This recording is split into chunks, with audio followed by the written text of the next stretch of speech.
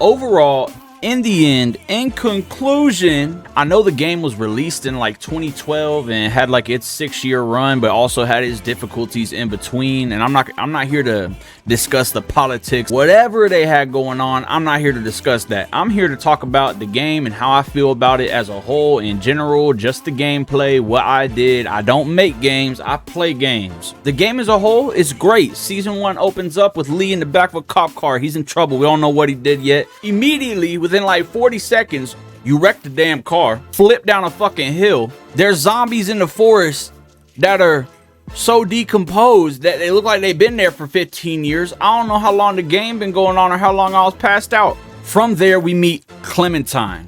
By far the most inspirational character in this entire game series. Her and Lee immediately hit it off. Lee's running through her house and shit, finds her dead babysitter. Clem hits him up on the radio, and then boom, they're friends forever. So the way the game opens up, it's fast enough and slow enough for you to get a grip on what's going on and for you to want to know what's happening next. Fast forward a little bit, we run into Kenny, Katja, and Duck over at Herschel's farm. Herschel is not like the Herschel in the TV show. Herschel an asshole. This Herschel a different asshole. The Herschel in the TV show, he kind of the same way, but then like he come around. This Herschel, nope. You kill his son, you gotta leave. In the TV show, you kill his son, he understands and you can stay. I don't understand what the difference is. And in the game, you kill his son on accident. In the TV show, Shane shoot him in the fucking leg and feed him to walkers. Fast forward through the cannibals, through the motor inn, through the train, we're down in Savannah. And I'd say probably the second most heartbreaking moment of this entire series happens in season 1, at the end of season 1. And that's when Lee gets bit. They cut his arm off, but I guess they don't cut his arm off in time. He's on his way to save Clem. He makes it there. He saves Clem, but all in all, this just wasn't enough. He's still dying. Clem ends up having to shoot him in the head, which was my decision. You can choose to let him turn into a zombie, or you can choose to shoot him in the head. So all that leads us into season 2. No Lee. Christa and Omid are with us, 2 characters from the end of season 1. Omid immediately dies off rip. Christa goes MIA off rip. We never see her again. I'm just gonna get that out the way. We move on into meeting this group of survivors. I personally feel that there's not much to remember or to keep up with about the group you meet in season 2. All of them either end up dying or turning on you, trying to steal your shit, or blah blah blah, trying to kill you. And now that's not to say it wasn't a good season. Season 2 was an absolutely dope season. Wasn't as good as season 1. You end up with Kenny or Jane. It depends on who you kill, and I killed Jane because, you know what I'm saying, we stick by family and Kenny's family, even though he's going batshit crazy. Kenny drops us off at Wellington. Never see Kenny again. Yes, I know there's alternate endings. Everyone should know that as you're viewing my video. I'm just reporting this off of my personal experience, off the choices I made. All these decisions that I made could change and be different for you. So I'm basing my opinion off my experience. Season 2's over. Season 3 starts. Holy shit, we're with some random guy named Javier. I'm gonna be completely honest with you. This was the dumbest shit that I ever participated in a game in my life. The story was great. All right, I'll tell you right now, the whole entire storyline with Javier was dope. I loved it. Javier, Kate, Gabe, David, the whole thing was great. But you know what you should have did?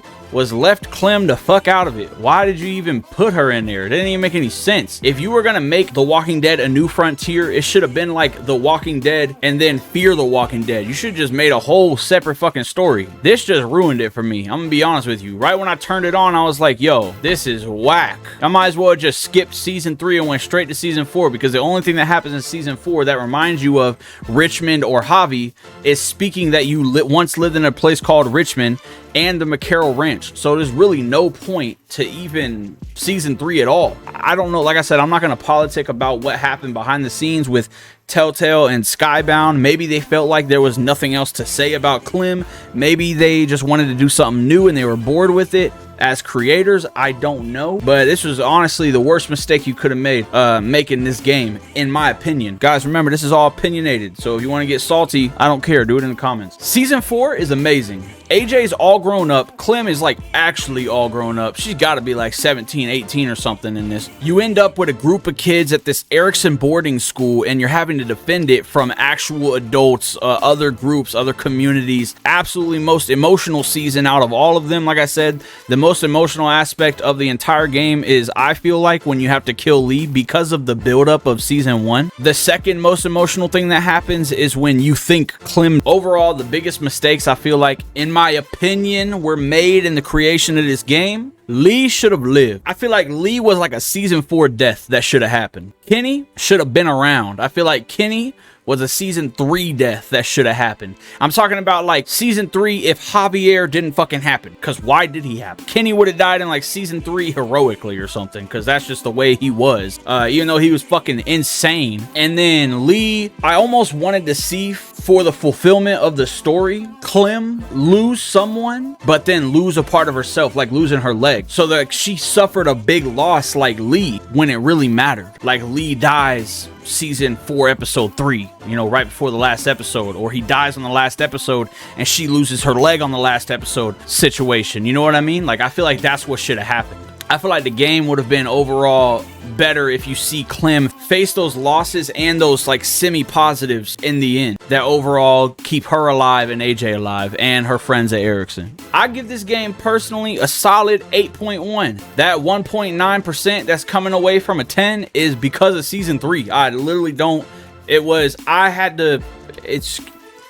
No, this season 3, I'm not even going to explain myself. You can argue with me in the comments all you want. I'm not saying that season 3 was bad at all. I'm saying it was great, okay? But it shouldn't have been a part of this, all right? And you can drop in the comments and you can put the politics of what happened with Telltale and Skybound. I already know them. I'm just not going to discuss them. Hopefully they come out with more of this. I've seen stuff online about that Walking Dead Last Mile thing and the comic book series. I'm not even gonna discuss that. As always, if you enjoyed this video, make sure you subscribe, ring that bell, like, comment, and let me know what you want to see next. All right, I'll see you tomorrow. Peace.